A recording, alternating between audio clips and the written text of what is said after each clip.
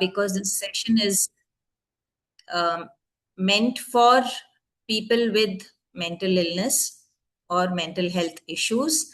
And some of you may wonder why advocacy for people with mental illness. They are conscious, they are walking, talking, but they do need someone to speak out for them. And sometimes the reason could be that they are not able to talk for themselves because of their acute symptoms, or sometimes it could also be because society doesn't care to listen to them, or it could be because of the stigma which there is inherent in the society. It could be anywhere in the world. So we have two very, very appropriate speakers for this session.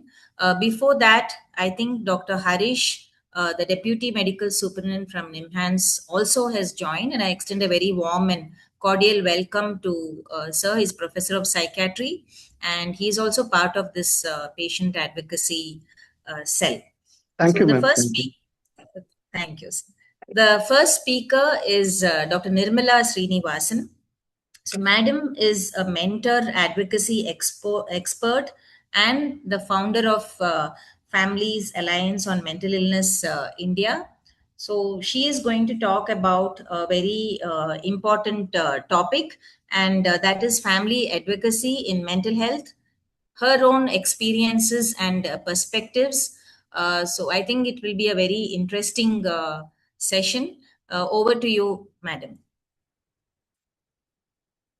I'm unmuting myself. Am I audible?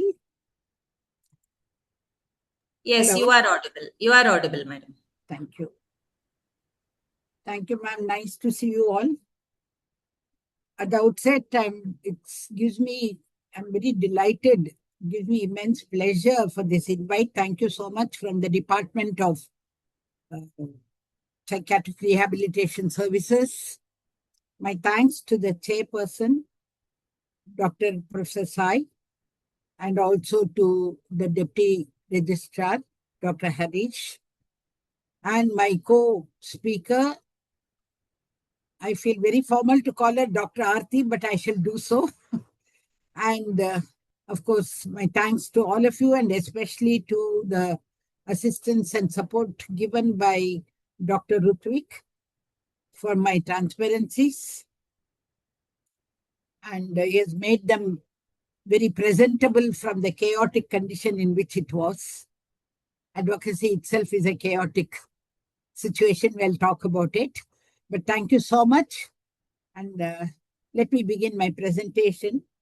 That is, first of all, I'd like to make a clarification on the title of the presentation.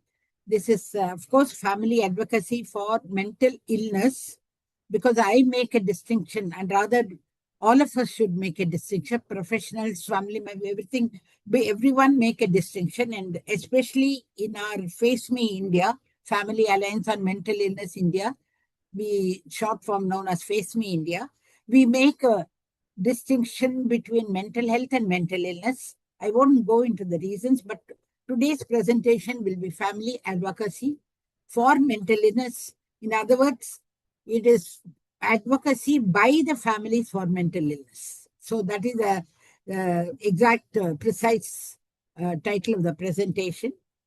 And why have I substituted mental illness to mental health itself is a topic of advocacy, which I'm not going to address now at this stage. Having said that, I must also give you an understanding of how we define family please wait. How do we define family? Needs a clarification how we define family. So in our usage, that is our means in our Pan-India family. We are a Pan-Indian family advocacy group, Families Alliance. More of it, I'll start to talk about it right in the end. But in our understanding, family is inclusive in the sense it includes the PMI, the person with mental illness as well. However, conventionally, especially the mental health professionals and other paramedics and others, when they say families, they refer to family carers. Whereas we say family, we use in an inclusive sense. And that itself probably is the first step towards making the PMI open up. That is a very big change, and I would request the professionals here, the students, whoever is here, and other my peers, other family members, when you use family, use it in an inclusive sense, please. That's very, very important. Now, having said that, I'll go on to my next PPT. Yes, family advocacy and the new normal. Please, Dr. Chandrasekhar, Mr. Chandrasekhar, my next PPT, please. Yes. Now I'm coming to the topic as such. I've already explained to you what is family is inclusive sense.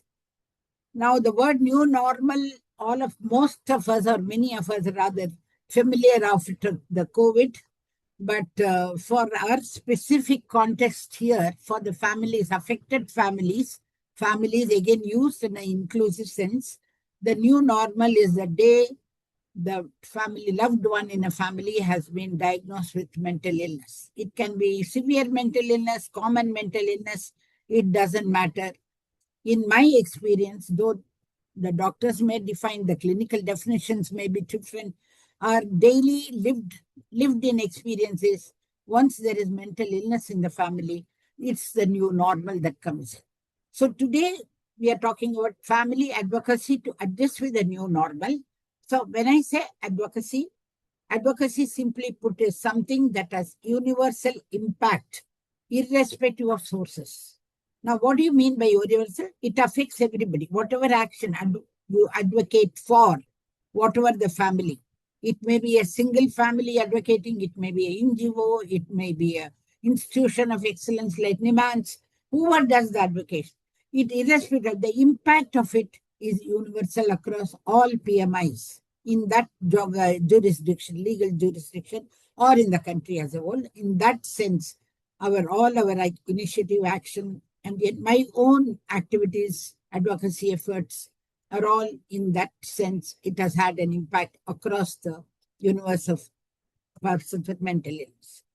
Now, what are the available resources, and why is it that family's role is important in this? We have lots of resources in the community and in the institutional resources. For example, let me make it simpler for all of us to understand. Community resources, there are halfway homes, daycare centers, and we have long-term homes, all this outside an hospital. Institutional resources, Nimhans itself is an exemplar case of institutional resource. We have that. Anytime admission is required or rehab is required, daycare is there in Nimhans itself. Even employment opportunities, they've walked a mile more to do more than their medical psychiatric services. So these are all available. But what is not available is families' unmet needs. The resources for families is not available, and that's exactly why this topic has come up, and that's why there is a gap.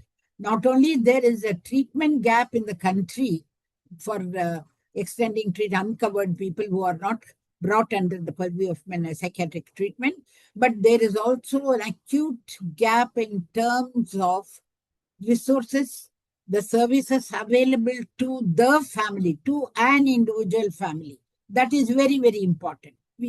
Yes, it's good to say there is a community, but when it comes to the crux of the problem, it is the family which suffers. We are alone at that stage.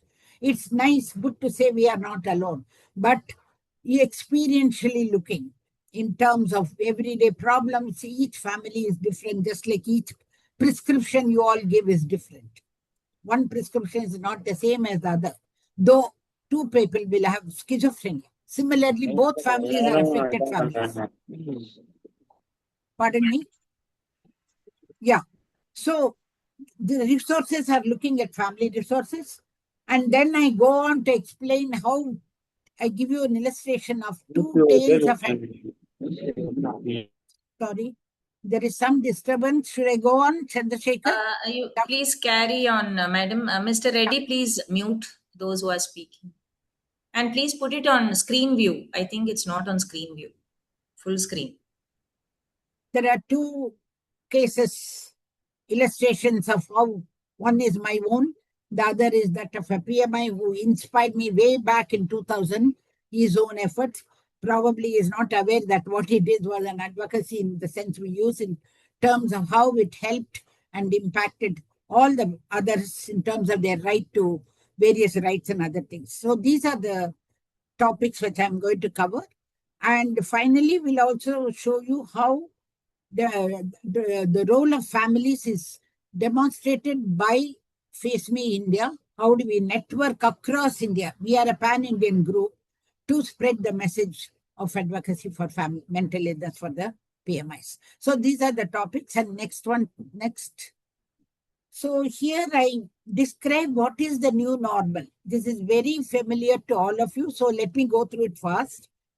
So with the family challenges which we face in the new normal, emotional disturbances, treatment-related issues, medication problems, changes in family regime, that is changes in the family routine, it changes completely. Whatever anybody may say, the family routine is no longer the same. Handling ongoing family affairs, ongoing maybe other siblings, other children, or the spouse getting a new job or getting transferred, or a marriage in the family, or building a house, or whatever it is, taking care of aged parents, all these ongoing family affairs gets impacted. Social challenges, stigma being well known among other social challenges. Social challenges can also be not getting a job for the recovered patients, which is a very big challenge. Financial issues, needless to add, but one thing which is coming up, which all of you may be very much interested in knowing, is PMIs who get recovered, get employed, especially in MNCs, earn a lot, spend a lot. And in their symptomatic phase, especially bipolar, I don't want to sort of identify any illness or anything because I'm not the expert, but I know of families who are going through very tough time returning those loans. And these family members, we are looking into it. FACEMI India is looking into it. National Law University has expressed some interest in seeing how we can bring about some sort of a medical legal solution to these parents who have no idea of the money spent. Enormous amounts are spent. This is a new kind of financial challenges the family is faced with. Dropouts from jobs, we know, schools, colleges, relocation, all these are family challenges. And we have our own typical ways of reaction. One family doesn't react as other. Even within the same family, changes may take over a period of time. So some people start with passive resistance, which is just physical inertia to cope with the challenges. They just accept, just helplessly wait and watch. Second is acceptance, which is rather rare. Third is active resistance, where the people in authority, maybe parents or whoever it is, the primary family members, the seniors in the family, become aggressive in terms of finding us. I must find a solution. I must see to it my son completes engineering. I must do. And in that process, they engage in very aggressive pursuits of their goals, which probably may have adverse reaction on the patient, on the PMI and the family as a whole. One aggressive member in the family is enough to disturb the peace, and the ecosystem changes completely. So that is another way of response. It's also one way of response. I'm not being judgmental to the extent I can afford not to be judgmental. It's one of the ways of responses. Firefighting, which is very common, that is firefighting, giving medicines without patient's knowledge, covered medication, or get therapy and drop out of therapy, stop medication, family members immediately start the medication, covered, all sorts of things that I have also done. So it's not that I'm trying to make the other families feel that I'm part of this. This entire thing, what I'm presenting to you is starting with the self's experience, my own experience. Troubleshooting, which we do, we try to find solutions. These days, I find the siblings, caregivers, who are increasing in number. The demographic profile of caregivers itself is increasing. That's another interesting topic. I think the Psychiatric Social Work Department Rehabilitation Center as well as nursing department should look into, because a lot of changes are required for patient admissions when the demographic profile is changing. Family members are all working, and youngsters especially. There's nobody to stay with the patient in the hospital. That's becoming another critical problem which we face all during admissions. So troubleshooting by the youngsters is very common.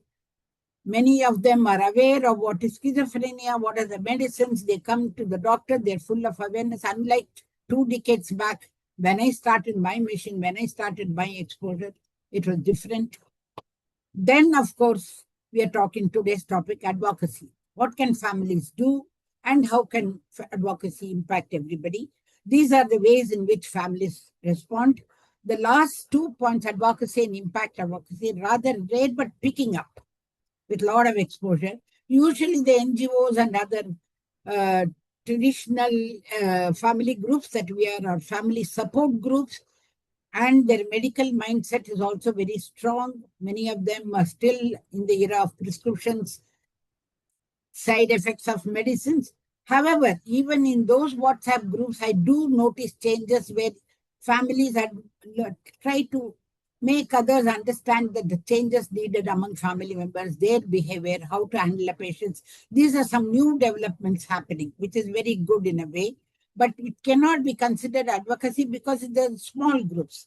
By the definition of advocacy that we use in FACEMI, it is a different ballgame altogether. That is advocacy at a universal level. So next one, please. So this is how it all started.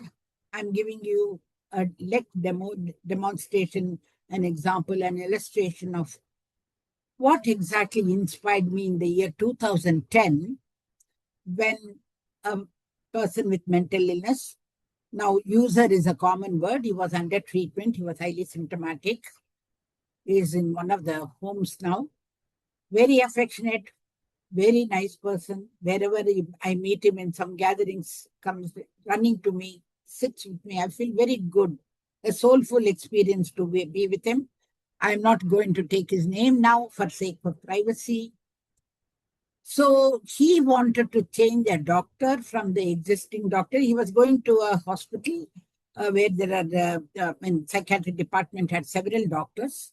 He wanted to change from one to the other, but the hospital rules and policy, probably for the benefit of the patient, did not permit this.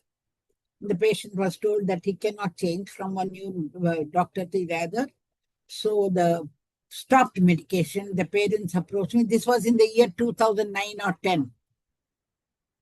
I think it was 2009. Soon after we got ambulance for Amend in 2008, 9, we got the first ambulance again. That was another story by itself. Thanks to, I don't know where, Mr. Rangaradhan, he must have retired from Reserve Bank of India, Bangalore. Thanks to him, the ambulance effort was initiated and it materialized when I was the president of Amend those days. Now, coming back to this patient, he approached me, his parents approached saying he stopped taking medication, and he asked me what can be done because he was aware of my ambulance success. So I said, go to the Commissioner for Disabilities. Those days, we did not have the Rights of Persons with Disabilities. It was the Persons with Disabilities 1995 legislation. Nevertheless, there was a Commissioner of Disabilities who had the same civil powers of the civil judge that today's commissioner has. They could summon anybody if to solve the grievances or discrimination or whatever which happens to a person with disability, and mental illness was just then included. We were the 8th disability included, not yet officially declared, but we were included thanks to SCARF in Chennai. Dr. Tara, I remember her very well for this effort. And so I sent him to the Commission for Disability. The parents were reluctant. The parents didn't want exposure. Parents thought they will be blacklisted and not treated in that hospital again. But he was keen. He was confident. He said, if he takes that step forward, it may help others. And I told him to write to the committee. He wanted a letter from me. I said no. And then it was successful. The commissioner summoned the head of the institution and the departmental head and asked for the reason, and it was then changed. The rule got changed thanks to this boy, and that was a very great, it inspired me a lot. It gave me a lot of courage and strength to resolve my own problem that I was facing with my transfer of my pension to my son. I was then on a defense pension, and it had to go to my son after me, but they wanted a legal guardian to be appointed through the court. Those days we had 1987 Mental Health Act 1987, where the court had the authority to appoint a legal guardian. Now, again, I'm not saying these are bad or good, because there were reasons why such legislations in that historical context. We can't look back and say, no, it was a very retrogressive step and we are more progressive. I don't believe in an interpretation of history in that sense, taking it out of the context. Today, we have a different thing. The PMI has a right to choose their own guardians under the RPWD Act. Those days, it was under the Mental Health Act. My son refused to come to the court. He said, I'm not a criminal and I cannot face the court. I cannot come. It is my daddy's pension. He has given his life for the nation, and why should I go to the court? I thought that I was shocked. And that was my second influence. The first influence was by a user. The second influence was also by a user, my son, who was one of the founders of Amend in 1992. So I wrote a letter to the Ministry of Health and Family Welfare. I said, you have to transfer my pension. The pension was not under the Ministry of Health. It was under the Ministry of Pension and Pensioners' Welfare. And my pension was one more ministry added, Ministry of Defense. So there were layers and layers of challenges we had to fight. And the ministry took it up seriously. And as time was going on, it was almost 2 to 3 years, no solution in place. By the time 2009, if I recall, Mr. Arun Panda, now retired, was the health secretary. And he understood not only, and then I also got a lot of, it was not just my case. This is very, very important to know. It was a personal cause. Please look at the screen. Personal cause leading to public outcry. So it was not just my pension. Several people, and not just pension. Even people without pension wanted legal guardians, but they could not go to the court with the user, the PMI, the person with mental illness. The person going to psychiatrics itself was a problem, let alone the court. And court can be quite an intimidating experience, which is what I learned. I mean, things which we take for granted. This is what they want, the understanding. After all, I didn't know that my son was not confident of entering a court where 2 policemen were standing in full thing with the huge revolvers or whatever they are called, guns, big ones. It can be a very intimidating experience, even for us. Why should we say the new normal or old normal? It can be intimidating experience for anybody to enter a court. And that too with a person with mental illness. No privacy. Then I asked Justice Kumar, he was then the Chief Justice, I think, in Karnataka High Court. There must be in camera. So the same I advocated for in-camera examination of patients and their families. In-camera was allowed only for women in Parda by the Britishers. And the same continued. I have no idea what it is today. So the in-camera thing was accepted. And Mr. Arun Panda in 2009 issued a letter to all chief secretaries, must be lying in somewhere in the files of the chief secretaries, saying that not more than 3 months court should take to declare a legal guardian. He could not amend that. Of course, he had no executive can amend the law act. I didn't want to go step into court at all, but at least 3 months was one success, small success I got. In the meantime, these are the very confluence of various factors. Sometimes we don't know whether to call it divine blessing or whether to call it historical factors. I don't know. As I look back, Sudhata Rao took over as health secretary from Arun Panda, and then I met her in Delhi. And imagine all these visits to Delhi were from my personal sources. That's not a problem. But I had to stand outside Nirman Bhavan. And who used to stand with me? Other carers.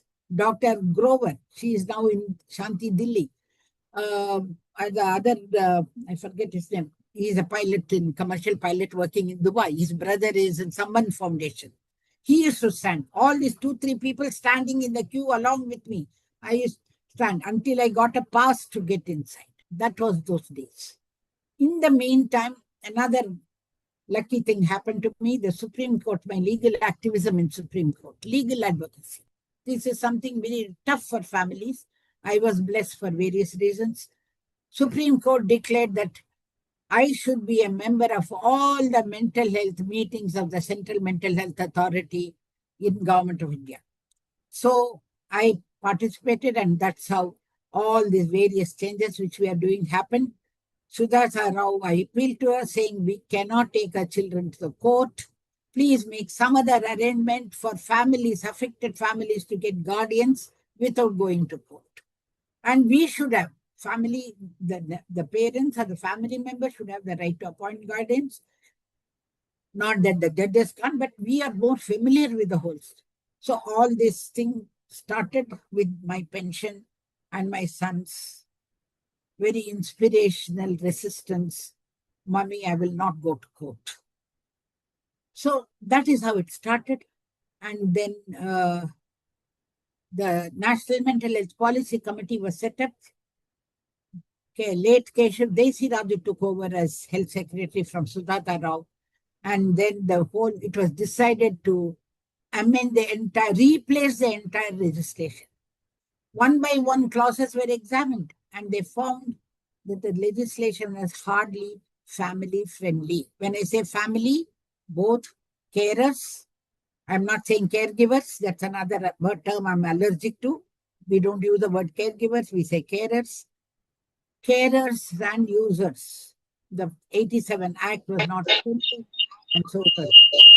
This is how it went on, and it still continues. As I say, advocacy is a battle without a battle line. Please read the last sentence. We cannot, there is no finishing line. Depending on what we do, for some things there is a finishing line, but for those issues we are advocating for, we may find a finishing line. But the cause, we need a long time. The next transparency, please. Next one. Yeah. So currently, FACEMI India, these are the issues we are fighting for. Fighting, campaigning, advocating. There is no fight in advocacy, at least from the model that we have designed and developed in our group. We don't fight, we work with the government. We trust the government and we negotiate with the government. We may not have 100% win-win because there are problems, genuine problems faced by the government. At the same time, we are ready to convince, we walk more. And the advantage today are, today's families are far more competent, far more educated, many professionals with high qualifications who are able to grasp the situation far better. Apart from pain they are suffering, they also bring in their professional competence. So these are all advantages. Currently, we are working, campaigning for golden hour in psychiatry. Maybe of interest to all of you. What is golden hour in psychiatry? I mean, never heard of. Why didn't we hear of it? Because it was never used. Why was it not used? It was not used because we were used to hearing only what the official, the professional language, the professional words use. Burden of care, another word professionals use. Please don't use the word burden of care. I request even the professionals. It has got a very negative impact on the family members. Please use the word responsibility of care. It is a very positive term, inspires the family members. So we never heard this. Then the 108 ambulance, thanks to government of Karnataka, thanks to Dr. Rajni, I came to know of this. We got this through easily for the mentally ill persons because of the right to emergency services which has been provided for in the Mental Health Care Act, Section 21.4 or CS, something like that. So mentally ill persons have a right at par with physically ill persons in emergencies, cannot have any discrimination.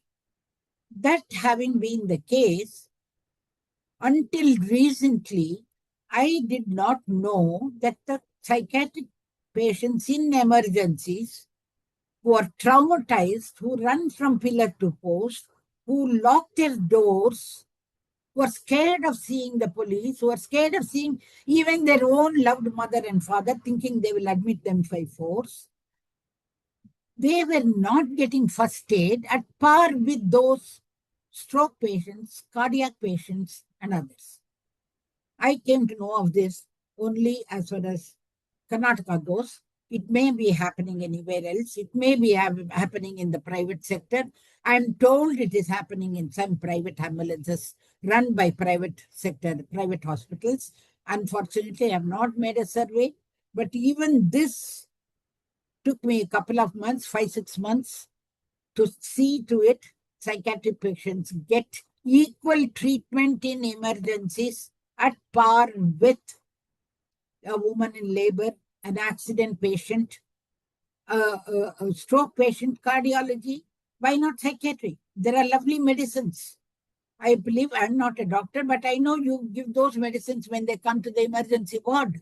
Even in Nimhans, when they come, you take care of them so beautifully. And the emergencies are controlled in a very dignified and safe manner and in a legal manner. That being the case, why don't we get it in the ambulance? So that was the first one. The second one is assisted home care. Now I can go into details of these things. Assisted home care is doorstep delivery of psychiatric services, which has been piloted by Nimhans, adopted by Government of Karnataka. We are campaigning, very strongly campaigning for revival of the same, where they come to home care. Not all houses, wherever required, and that will be using an app called e-Kutum app. Number 3, we are also campaigning for online access to Pradhan Mantri Jan Aushadhi Pariyojana, online distribution of psychiatric medicines, which gets under this scheme, I'm told 18% discount. I have not been successful so far. This is not free sale, incidentally, but you get at a discounted rate. Then number 4 is, I'm not able to see this. Can you bring up the screen a little more? Yeah, I can see it. Number 4 is right to supported accommodation. Very, very important for all families. Please understand, supported accommodation is a commitment in the Act given to the patient. It's a right, I think in section 18.4b, where the state recognizes the accommodation in houses in which the PMIs live, whether it is rented house or own house. For example, my son is living in his own house. He can apply to this for the government. Whom should he apply? He should apply to the State Mental Health Authority.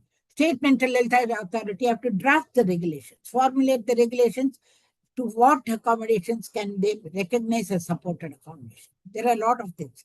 We have done a lot of homework on removing the anomalies in this with the ministry in central government. I cannot go into details, question answer time. I'll answer more details of that. But at least in Karnataka, I'm aware of, I don't know rest of the country, there has been a task force set up 2-3 years back. I have not heard of a report coming out of the task force. Maybe they have submitted a report to the government, but no action. Action is pending. The last one is right to advance directives and nominated representatives. This is something we have to initiate. We have not even initiated, and we have yet to do it. Unless we have more families giving us support as mental health care advocates. We are not just primary carers. We are not just families. We are mental health advocates. Next one, please. Next. So this is how we do our network across India. This is how we do our advocacy through the state governments, because health is a state subject, disability is a state subject. So if we want our initiative to impact all PMIs, we have to work with the state governments. And we have Maitri, FACEMI, Bengaluru. I've given the contact numbers for South India. We have Shanti, Sahaj, FACEMI, Delhi. For North India, we have Shakti, FACEMI, Kolkata for East India. And finally, we have FACEMI, FACEMI, Mumbai for West India, Mumbai Sir. So the zonal leaders are very, very active, dynamic, young mental health advocates. In fact, in Delhi, very promising developments are there for assisted home care. The family, 30 strong members, Shanti Aids Delhi, about 30 of them, including the PMIs, met the authorities. And I don't want to say anything further, but then this is what is happening. So various things are happening. As I said, Bengaluru, the latest we did was first aid to psychiatric patients in emergency.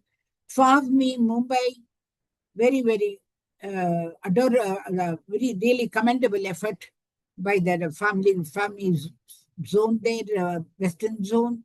They got a letter issued from the Department of Health and Family Welfare that 108 ambulance has to pick up even psychiatric emergencies. Until then, an official letter was probably not issued, but no action taken. For the first time, this was. So this is how we network and do it.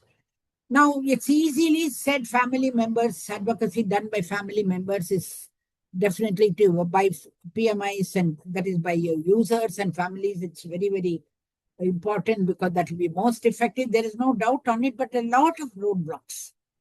I mean, providing quality care from morning till night. I've not really shared the lived experiences here. I've only shared the advocacy aspects of what I go through, what I'm still going through, what I did go through even today. I'm not shared, but we do need handholding.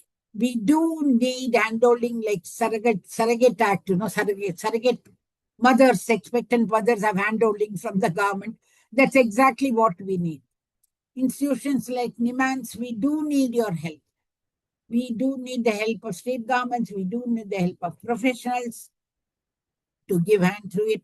And this is very, very important. As I said, without which it's not possible. And a personal pain becomes a public gain only at some cost. We don't want to pay more costs than having paid already. I appeal to the others here to join hands with FACEMI, promote the cause. Thank you so much. Thank you very much, madam.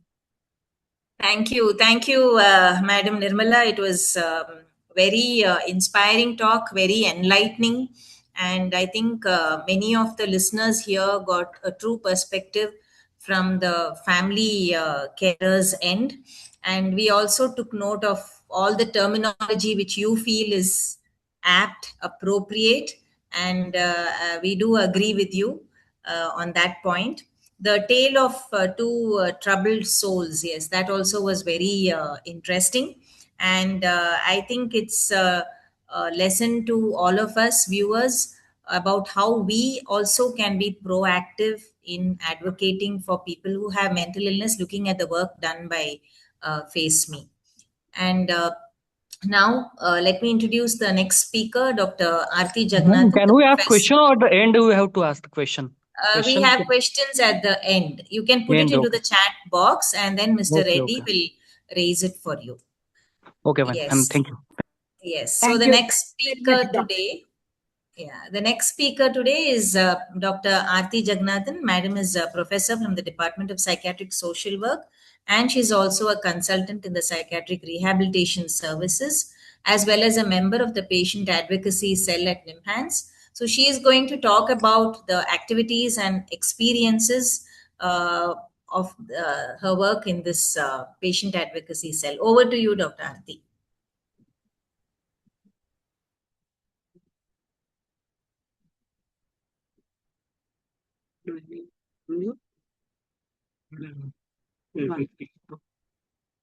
Thank you so much, Dr. Sailaxmi, and thank you, Dr. Nirmala, for setting the stage. It's always, as Dr. Sailaxmi said, very inspiring to hear from Dr. Nirmala about the work that is being done in the space of advocacy for persons with mental illness. At Nimhans, as part of the Patient Advocacy Committee, the Quality and Patient Safety Committee, we have initiated the Patient Advocacy Cell in the backdrop of understanding that a number of our patients also require, as Dr. Nirmala said, the support of the government and support of Nimhans to move ahead in their lives. So I will be talking about a little bit about the initiatives that are within Nimhans. This is mainly for those clients who are either admitted in Nimhans or who are registered with Nimhans on an outpatient basis. And they are the people whom we work with mainly. We also work with a number of people outside, but today's presentation would be focused on the patients who are registered with Nimhans and who are inpatients. So the Patient Advocacy Cell, as I mentioned, comes under the Quality and Patient Safety Committee. That's QPSC committee, which is mandated by the NABH, which is an accreditation body for hospitals. And as Dr. Sailaxmi Gandhi said, that Nimhans is one of the first to be accredited under the NABH. It's a proud moment for all of us. So the main work of the QPSC, that's the Quality and Patient Safety Committee, is to coordinate clinical safety programs like pharmacovigilance programs, also other programs with respect to pharmacology and safety standards, which also includes training of healthcare staff to communicate, to take care of the users and the family members when they're admitted here and provide quality healthcare. Of course, the QPSC does maintain standards for quality of healthcare delivery within Nimhans. We have a monthly meeting. Actually, today afternoon was another meeting, this month's meeting that was conducted, and it has representatives of all the departments along with the medical superintendent, the RMO, and all the deputy medical superintendents who are part of it to help understand how we can better the quality of healthcare delivery at Nimhans. I'll come specifically to the Patient Advocacy Cell. Now, this was actually recommended by the Institute Rehabilitation Committee in 2022, where we found that a number of our clients either wanted to communicate with other government bodies. For example, it could be the education department, it could be the pension department, it could be including the welfare department, where a number of their documents or some challenges they are facing in getting through what they want. And a Nimhans, a forwarding of a letter or a Nimhans facilitation of the whole thing actually benefited them in fastening the process and getting their work done.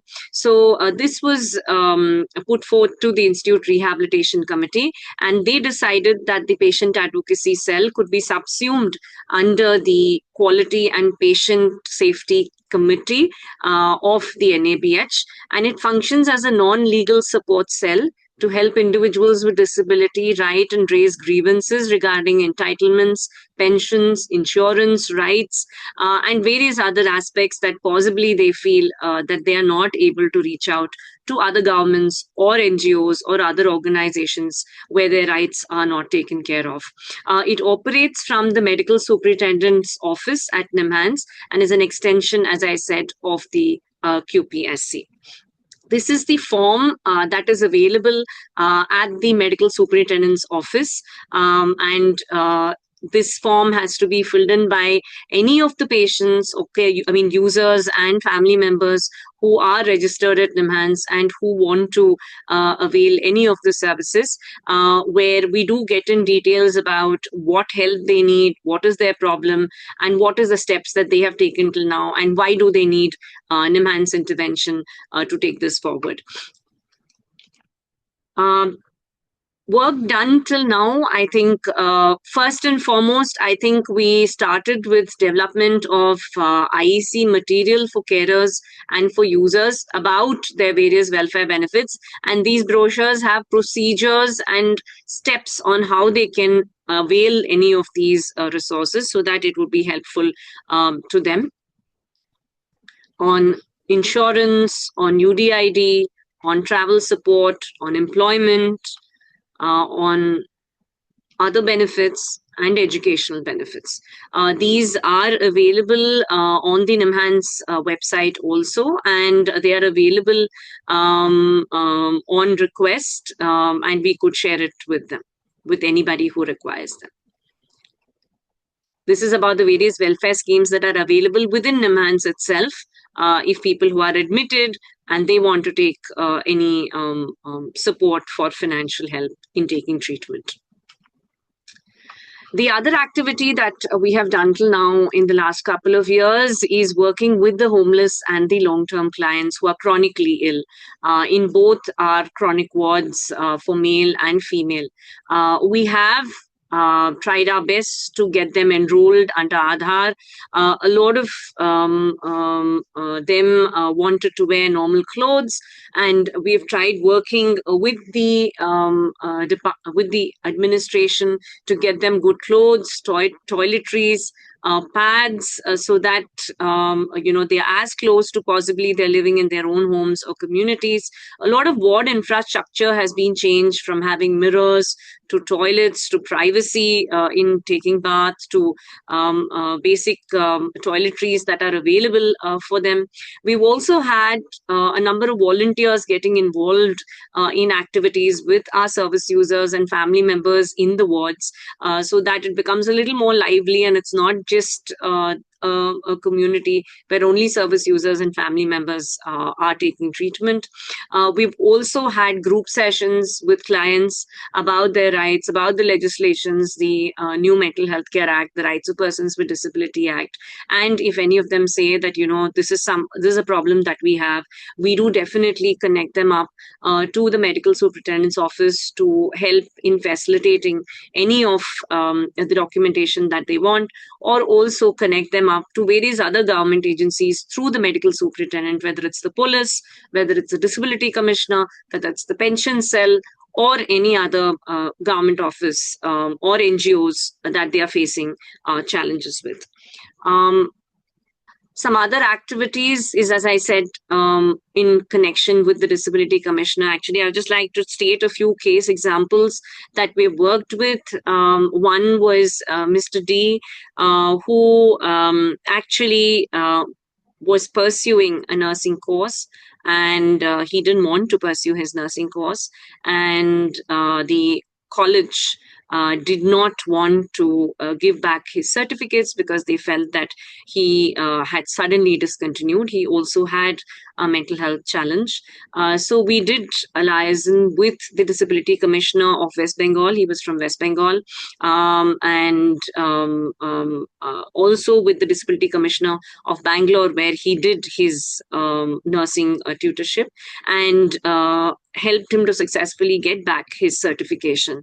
Another client from West Bengal, where we liaised with the Disability Commissioner in West Bengal, and he had got a job in Bangalore, and all his documents, his certificates were with the previous employee whom he left suddenly because of his illness, and the employer was refusing to give it back to him, and hence we helped connect him to the Disability Commissioner, who then helped to get all his documents back so that he could join for a job easily over here. Another client of Miss S, who had been abandoned by family, and the family had said that we had nothing to do with her, but she had the capacity to consent. She became well. We had helped her in finding a job of her own, and she still wanted to have one chance to connect with her family to see whether they would help. And apart from we trying, talking to the family, we did again try reaching out to the family through the institute as well as through the Disability Commissioner, and brought them face to face, made them talk, and now the family is in touch with her and would support her, even though she would need to be independent in her services. We've also liaised a number of times with the police because we've had challenges of people who are homeless, who need to be shifted to a safe community shelter, and the police have supported us in providing documentation so that the process is smooth. So we've had a number of interactions with number of government services, including the pension office. The Defense Pension is another organization that we coordinate with, where some of the pensions for people with mental illness, there are challenges. The other pension offices also, through the medical superintendent's office, we do send communications, and then through the disability commissioner, who helps in trying to solve some of these cases. We do have future plans of training all our nursing staff in collaboration with Dr. Sailaxmi Gandhi. We've been discussing about this, that not many people are aware that we have something in Nimhans itself. I mean, very few people are availing these services which are there. So we do plan in the next couple of months to have training of trainers, where we would train all the nursing staff at Nimhans and all the attenders in educating them about what are the rights and what are the entitlements for persons with mental illness and their family members, so that they, in each of their wards, each of their sections, in their interaction with service users and family members, would be able to educate them and provide them information about the activities of the Nimhans Patient Advocacy Cell. I'll stop here for now, and I would be happy to answer any questions along with Dr. Nirmala. Thank you. Ma'am, can I ask question now? We'll call out if you can just hold on. Yeah, ma'am. Okay, I would request everybody to just raise their hands so that we have Dr. Chandrasekhar over here who will call out your name. So please raise your hand so that we have some decorum to initiate the whole thing.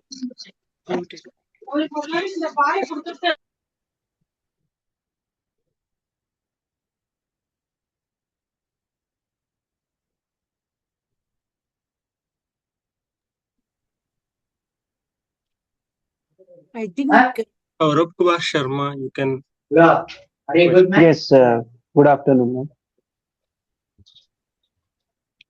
Please go ahead, Mr. Shara. Nothing, ma'am. You had a question to ask. You had raised your hand. No, I think they told to raise hand. Okay, no problem. Thank you. Thank you. No, it was me, ma'am, who raised the hand. Okay, yes. Please go ahead, Mr. Shipra. Thank you, ma'am. Thank you for the webinar. And this is a question for second speaker, Dr. Aarti Jagannathan, madam. Ma'am, we are talking here about the family advocacy and issues faced by family members and PMI, and how Nimhans can help us and support us. So my question is about unemployment due to mental illness. Okay, and unemployment due to mental illness is a huge problem for PMI as well as family members. So if somebody is stable but not functional, it is sad and frustrating for PMIs, and his illness may not, may worsen due to unemployment or financial problems. So especially for conditions like schizoaffective or major depression or bipolar type 2, because they don't come under a disability. You will not issue disability certificate or UDID card for these conditions. You only issue for schizophrenia, bipolar, and OCD and autism something. So what a person with schizoaffective disorder should do, what a person with major depressive disorder who is improving very slowly should do. My question was that, and how can we solve this issue, and what where they should go for job, because if somebody is working in software and he has to leave the software job because of major depressive disorder, he cannot go back, otherwise his symptoms will increase again. So he has to go for government job. But you people, means the medical community in India will not issue the medical certificate or UDID card, because it's Indian government think major depressive disorder is not disability, only bipolar and schizophrenia are disability. So how to solve this problem? Thank you. Thank you. Thank you so much, Mr. Shipad. Yeah. Regarding providing disability certificates, I'm not aware of how disability certificates are provided otherwise, but at Nimhans, we do have a streamlined, complete cell for providing UDID certifications, and anybody who has above 70% is provided. Above 40% is provided disability certification at Nimhans. Your second question about employment as part of the psychiatric rehabilitation services, we run a vocational cell where we do get referrals. We see almost about minimum 10 clients on a weekly basis for supported employment. And we have been doing systematic vocational assessment, counseling, and also helping to place clients at various places in and around Bangalore. And we do refer to our partners in India, whomever we are working with, NGOs, for other parts of the country. So if you do need any support in doing that, I think you can reach out, you can send your email ID and you could reach out to us and we could guide you on how you could do the needful. Yeah, ma'am. I called Suresh Badamat, sir, who is also professor. Suresh Badamat, sir. Yeah, so you could he ask told him me to that for refer. schizoaffective. Yes, Yeah, yes. so I then asked him. He said government says that schizoaffective is not disability and major depressive. WHO says that major depressive disorder is a disability, but government of India and Nimhans only should help us, because if you don't convince government that major depressive disorder is a disability, government will never issue means allow you means to the doctors, any yeah, so doctor, if I can just Doctor talk. Nimhans, to allow If us, I can because just talk, only one is that I think Dr. Suresh Badamat is a very senior professor on our side, and with respect to the new ideas regulation that has come in, the new disability certification norms, I think Nimhans has written multiple times to, even Dr. Nirmala knows that we've written multiple times to the ministry. We've gone through the Ministry of Disability and gone through the Ministry of Health, and the current Institute Rehabilitation Committee has also recommended us to again follow up with the ministry for the disability rules and how we believe that it should be expanded. So we are at it for advocacy, and we hope we'll have a solution soon. okay. Can we Thank have you, the ma'am. next question? Ma'am, Mr. can we Venkatesh, go to high? Yeah, I think Shiprasad, we need to give others a chance, Deputy please. Commissioner Yeah, for this. we'll need to give other people chance. Please write your question on the text. so Venkatesh Prasad, you can ask the question. Thank you so much. I have an only daughter who is 35 years old, and for the past 18 years, she has been suffering from bipolar and schizoaffective disorder. Now she is in a rehab at Pune called Nityananda Rehab at Mawal Taluka, and for the past 14 months, she is suffering from delusional disorder. Her treating psychiatrist is Dr. Nirmala Rao from Dadar, and uh, the problem is I want policy change at the government level, so that I work for Bharat Petroleum, and in Bharat Petroleum they give medical facility for patient with physical disability, but for mental disorder the facility is given only up to the age of 25. Afterwards they are supposed to be earning and married, and they don't belong to the family from which they were born, something like that. Their logic goes. So if we can have nudge the government to make the public sector undertakings give medical facility to such patients, by God's grace, as of now I am equipped to take care of her for a reasonable number of years. After me, I don't know what will happen, but then it's okay. I am in a Okay, happy space as of now. we've understood the question. So I think about the Now, mental health care insurance. We can. the question is that the public sector undertakings are making a marked differentiation between giving medical facility to patient with physical disorder, while for mental disorder patients that is not extended.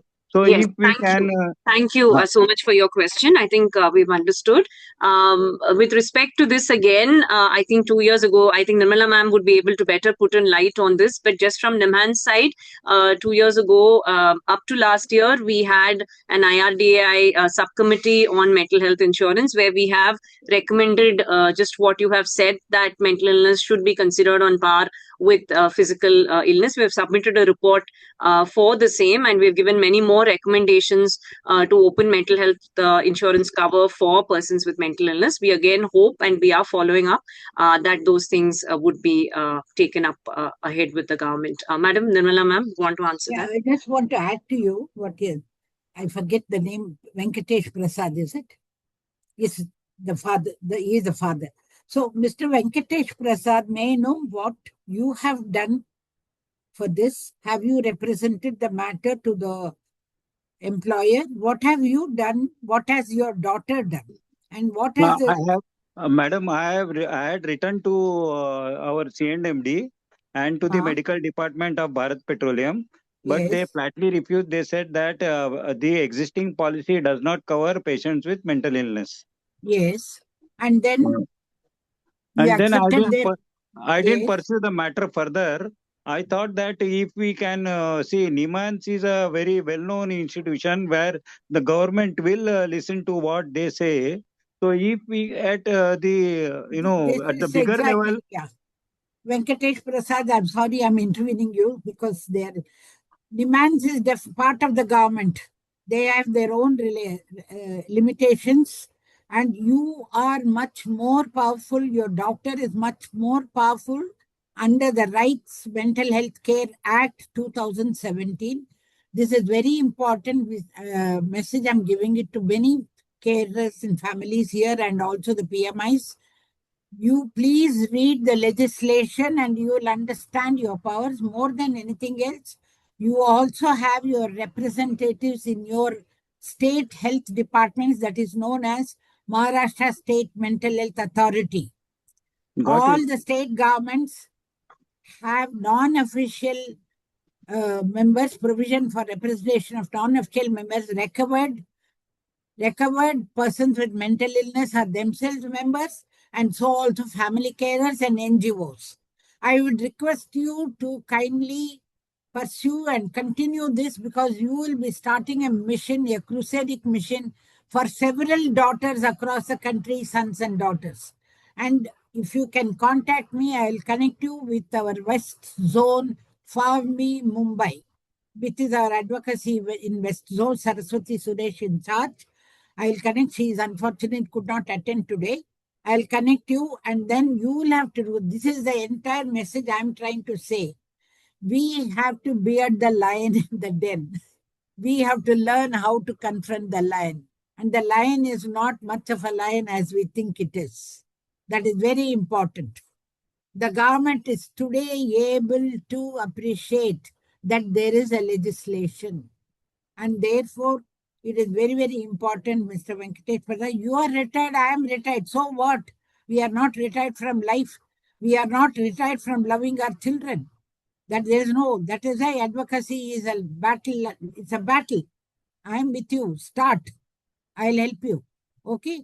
I'll connect you. Please so if you can tell him the Bombay number, or somebody can Mumbai West, FACEMI West Zone, it will be really nice. Thank you. Yes, ma'am. We will type it in the chat. Thank you. Thank you so much. I think I saw Parul Agarwal raise her hand because she was not able to. Please unmute yourself.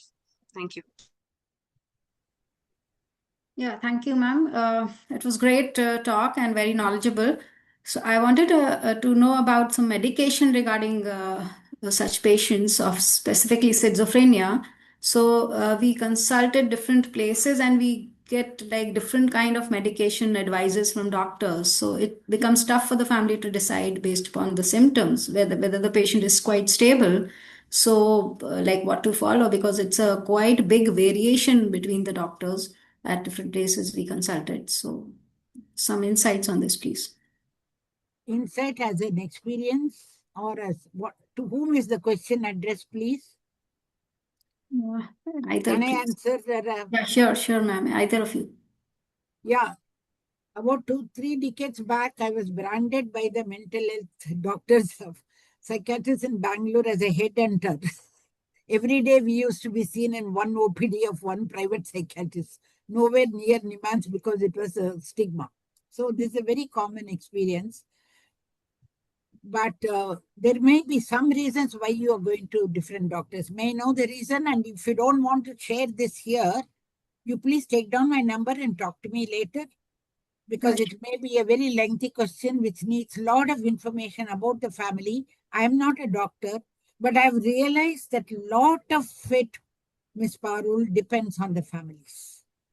On the, sorry? On the family carers. I'm sure Aarti can throw light on this more. Over to you, Aarti. Yeah, thank you. Thank you so much, ma'am. As I said, I think it's a decision which is multifactorial, and it could be a matter of trust. It could be a matter of symptom, recovery. So I don't think we would be able to pinpoint anyone, as Dr. Nirmala rightly said. I think we'll need to know a little more of the history to then understand what you actually are looking at to help you out. So I think you can reach out to either Dr. Nirmala. I know where you're based off. Yeah, we are based at Allahabad, Prayagraj, UP, and we are currently at Bangalore, and she's like admitted in rehab services at Nimhans, and she's enjoying it very well. So Okay, she had a great. history of schizophrenia, my sister. So she's being seen by a doctor over here? Yeah, we consulted a doctor at Nimhans for a review. Okay. So she Okay. had been under treatment at Scarf, Chennai. Yeah. So then if she is being seen by a doctor here, then maybe you could possibly talk to your doctor openly about these things, and to the social work team, the multidisciplinary team, and maybe you may get some answers. You can also talk to Dr. Nirmala. We will text madam's number onto the chat. Sure. My number is in the chat already. Yeah, sure. Thank you so much. Please take down. I look forward to your call. And you can also join our Maitri Bengaluru group. Mm-hmm. We have an amazing team here. Okay. That will help. Dr. Aarti, it's very interesting to know many people, especially in Maitri, are sibling caregivers. Is it something to do with the sociological mobility of the professional towards Bengaluru as compared to North, East, and West? The youngsters here, and you will have a lot of peers like you who are sibling carers. Yeah. Very interesting, ma'am. We should have a separate study on that. Some of you have asked about, the video recording. It would be available in a week or two time on the Nimhans Rehab YouTube channel, and you would be able to access the same. I think Vimala Govinda is talking about public sector organizations also need to extend parental pension and medical facilities lifelong to the dependent sons and daughters of retired employees. Maybe, madam, you would be able to take this up. The pension is not there, but the medical facilities in public sector organizations are definitely there. Many of the public sector organizations have their own big hospitals. I know at least in Bangalore, we have a huge big HL hospital with a very good psychiatry department. So there are hospitals like this. In Mumbai also, the petroleum, the ONGC hospital is very well known, connected with the Navy. So all these things are there. But pension is not a policy to come under either health or disability. It's a different policy altogether with Government of India. So I don't know to what extent we can be effective in that. It's a totally different policy under the Ministry of Finance, pension and pensioner welfare and all that. So I'm afraid I cannot answer this question. Hello. I need some more signatures. Yeah, I think Mr. Shivpad, again, if you can make it short. Yes, Mr. Shivpad, please unmute yourself and move ahead. This is for Nirmala, madam. Nirmala, first speaker. Ma'am, what exactly is reasonable accommodation at work, and what it is included in reasonable accommodation? In how many concession a PM at workplace can ask? I just wanted to know from both of you, Aarti madam as well as Nirmala madam, what is reasonable accommodation at the workplace for people working and having mental illness? Shall I take it first, Aarti? Yes. So if you ask me, keep shut about reasonable accommodation when in the workplace. Yes, Work your way through it, because no employer hello, they don't, hello, ma'am. they are not interested. What is your priority? If you want your job, just hold on to it. But small things which make your job, for example, I know you have to give up your Treasury Department job to join rural development. He is a Maitri member, so I know this very well. I know that so you manage to do the small negotiations within the department. I would say these are manageable unless something very, very serious. For example, we have a member in our group who is a railway employee, PMI under treatment. Currently, I think he's on a long leave. He had also another bank employee. They both had a lot of taunting, lot of workplace this thing. Don't use the reasonable accommodation, but please go to the Commissioner for Disabilities for your grievances. That is the best and official thing to do. See, the minute you join any organization, there are definite official protocols. And you sign your, when you get employed, you accept those. And therefore, you cannot do what you want. But that's why there is a Commissioner for Disabilities in all the state governments, and also a national level Commissioner for Disabilities to solve those grievances, if any, or take those punishable offense of those. Even serious offenses, they cannot issue any court legal orders, but they can refer you to courts. And therefore, that is the only avenue I can think of. Reasonable accommodation, something which makes life easy. For example, for a visually impaired person, from the time the person gets down from their vehicle outside the office till the time they reach their chair, they will have to get used to all the furniture, everything on the blocks, whatever the furniture or anything which comes in the way, which they can trip and fall down and all that. So just moving it away by a feet, 1 foot or 2 feet away, couple of feet away, is a reasonable accommodation. Or making the chair and table closer to the entry point is a reasonable accommodation. In case of persons with mental illness, I was a member of the UGC higher education committee. One of the things I had asked for is scribe. Another thing is washroom facilities, particularly for those who are on close-up in. They could not control. Bladder control is a problem. Salivation is a problem.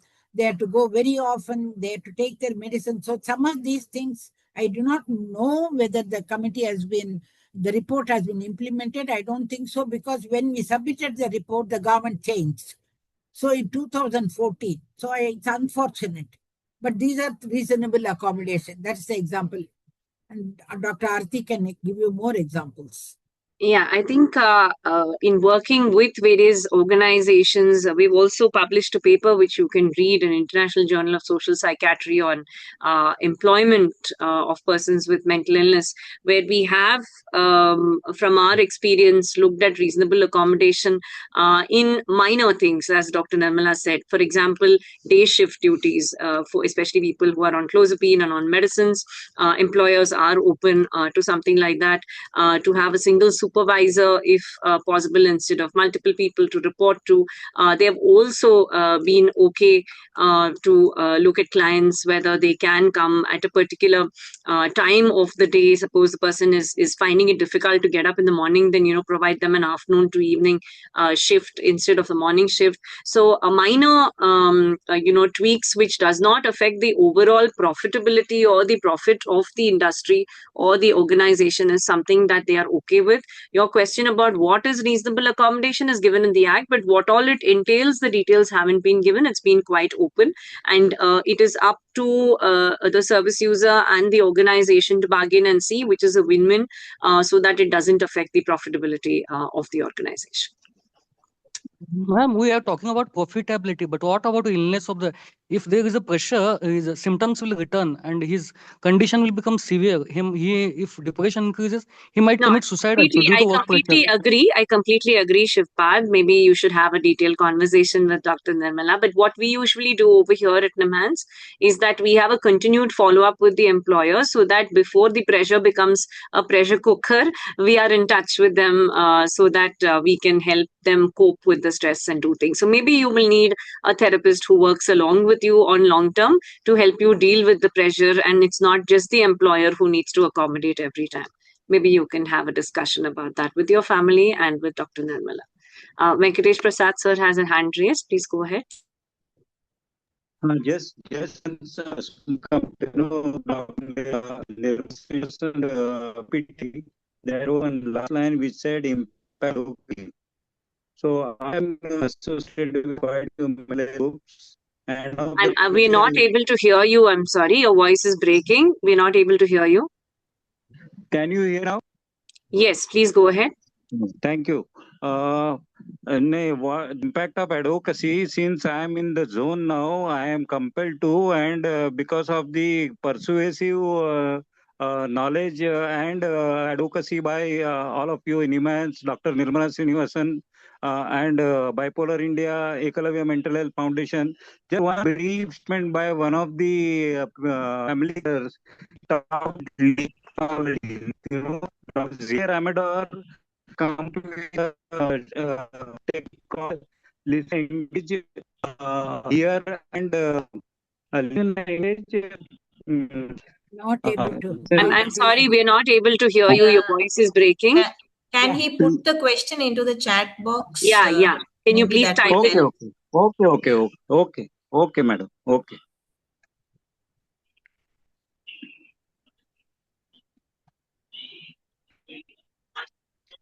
Anybody else who has a question? Maybe you can just request to Dr. Aarti. Yes, ma'am. Yes, ma'am, please. Yes, to the patient advocacy cell. Can I ask you now, unless others? Yeah. This is regarding the facilities, mental health establishments I'm talking about, which is defined in the legislation. They should display the signages, the boards, grievances like Commissioner for Disabilities, mental health. None of them are doing it. So this is one advocacy across India you can enforce. They should not be given silent licenses. They should not be given, whether they are nursing homes or hospitals, different types are there. Nursing homes, hospital, general hospital. In general hospital, the Department of Psychiatry should do it. Not only Commissioner for Disability, but a mental health review board, contact number, and why is it there? And in the at least 2 languages, state language and English. This is very urgent. Many people keep asking for this. Families also. This is one way of making the families know they're straight away on the spot. They can see this as they're sipping their morning coffee. They can see this. And this is how they get introduced into the other bigger landscape of legal legislations and other things. This becomes easier also. So I would request the advocacy cell, please do this. We don't have it anywhere. None of the halfway homes and here have displayed this. And I've requested many of our state mental health authority members also to do it. And they've done it, but it's not been effective. This is a simple thing. Sure, ma'am. We'll take it up definitely. I will formally write to you. Yes, ma'am. Yes, we'll do that. Thank you so much. If Mr. Venkatesh has given his question,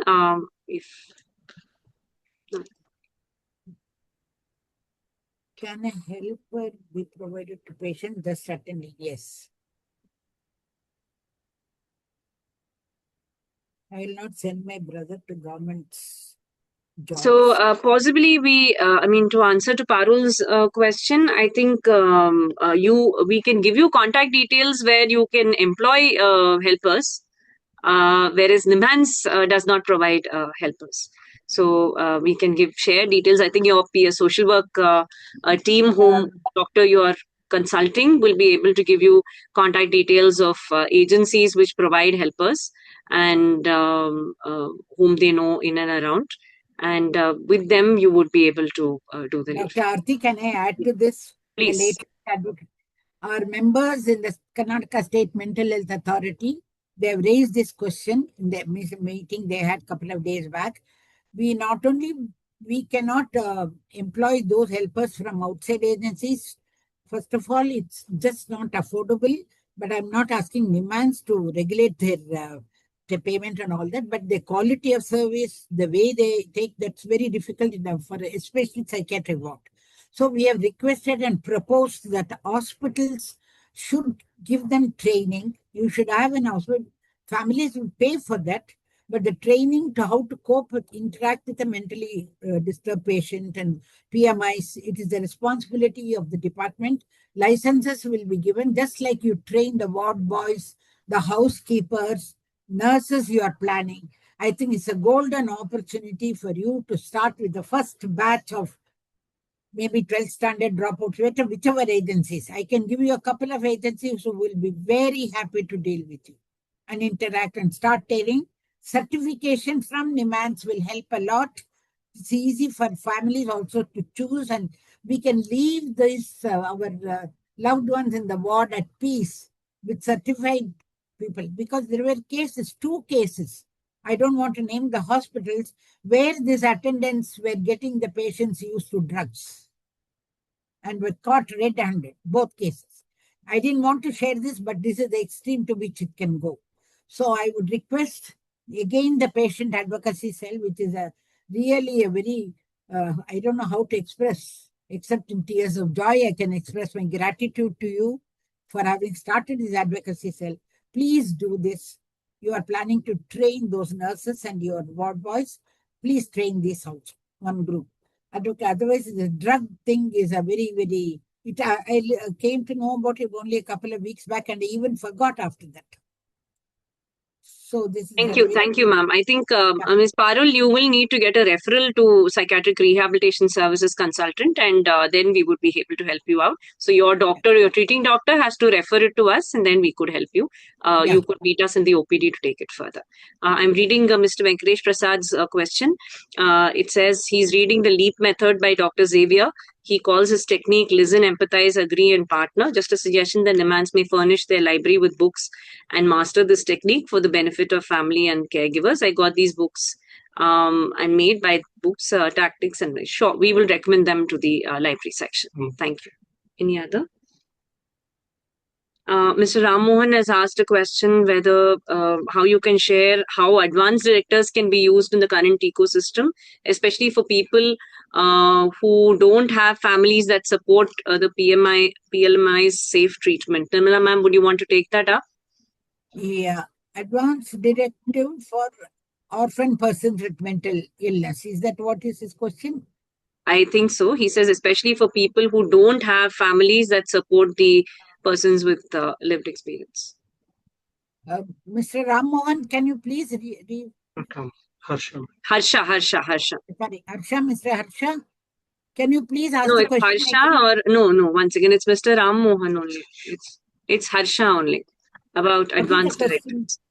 What is the question, please? Advanced directive, how to use advanced directive by the current ecosystem, because sometimes the attendant might not be safe, like the example you gave right now, or the person might have different people within the family only that they want the attendant to be, rather than the patriarch of the family. They might want a sibling or a second cousin or a friend or someone else. So how do we get this implemented without it becoming a doctor versus patient issue? Because usually people end up saying, like, psychiatrists have been against the advanced directive.